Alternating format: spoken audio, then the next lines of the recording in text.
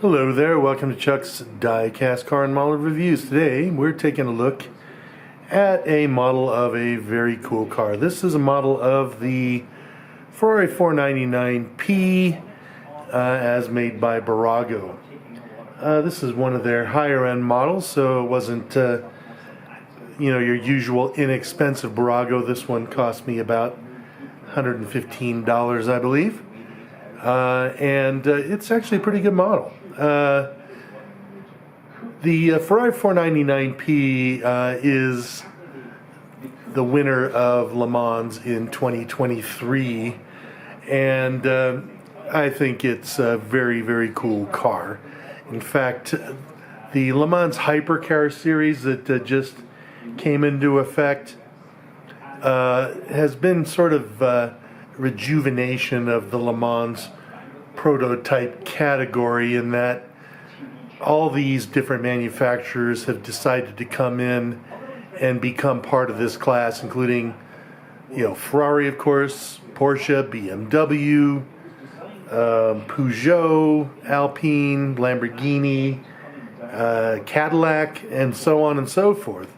So while we had this kind of a dry period here for about the last decade, where there were only 2 or 3 manufacturers and a half a dozen cars in the Le Mans prototype class, suddenly we have a plethora of manufacturers in Le Mans prototype. So I think it's really good. And the other nice thing about this category is the cars actually look much better than the previous category of Le Mans racers.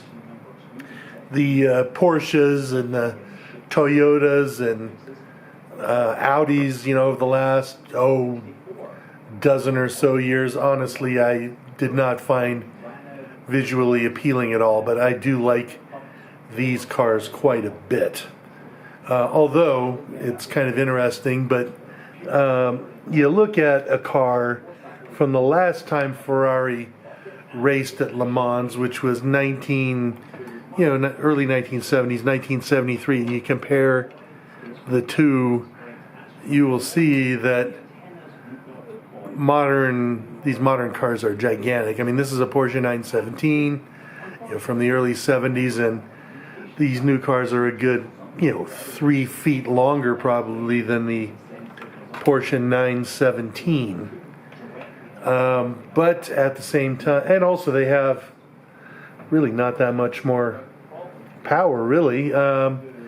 These cars are powered by a 3-liter V6 that's twin turbocharged, that produces about, I believe, about 500 horsepower. But the car is a hybrid. As you can see here, it has this HY badging here. So this is a hybrid that provides an additional about 270 horsepower, I believe. So it has about 800 horsepower.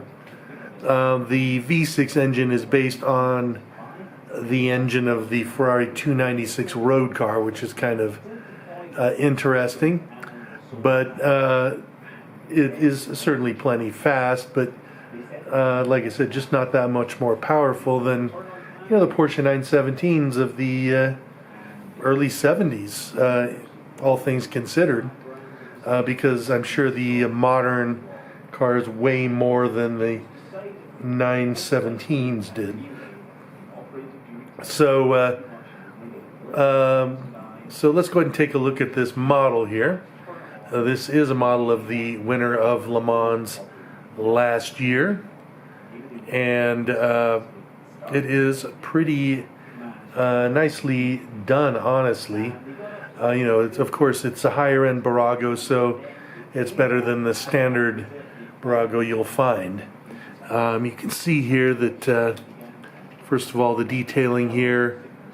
Take a look at the graphics, as well as the carbon fiber texture there on the rear wing and the fin. That's very good. You can see there that the advertisements and so on and so forth look really good. The Michelin branding on the tires looks very nice. And so all that is very well done. You can see here the hypercar badging there on the side, as well as the other stuff there, and you can see the names of the drivers: Pierre Guidi, Collado, and Giovinazzi.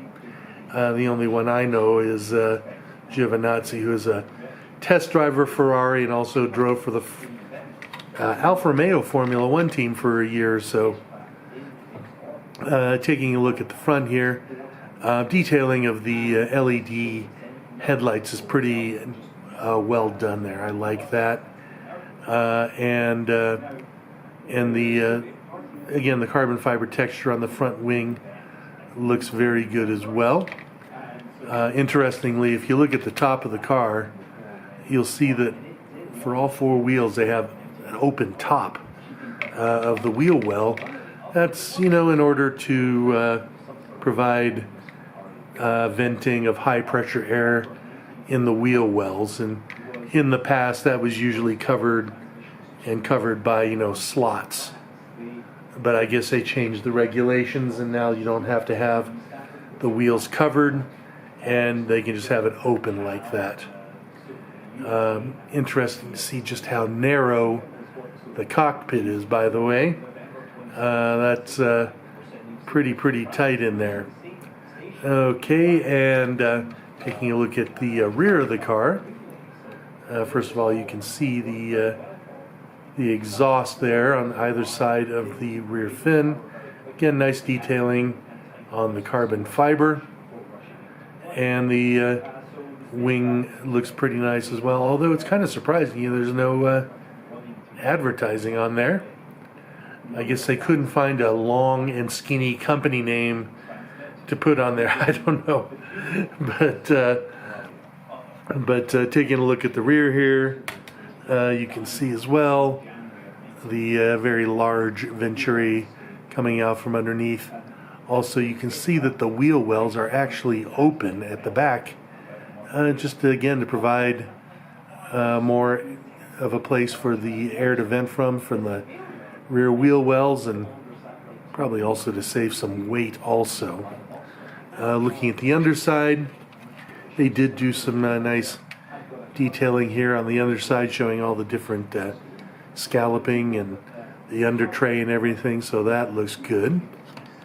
And then when you look at the interior, although it is very tight and very hard to see into,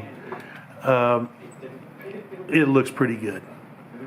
Okay, you can see in there nice detailing there on the controls on the steering wheel, as well as the center console. You can see the padding around the seats, the pedals, so all that looks very good. And if you look from the other side, you can see a little bit more, but again, nicely done there by Bburago, and they did a credible job there of providing all the necessary details in good quality for this model. So anyway, that is it. I'm going to go ahead and post this video today because it is Le Mans Day, and I am watching the race right now. So I hope you enjoyed this video, and if so, please go ahead and like and subscribe. Have a great day.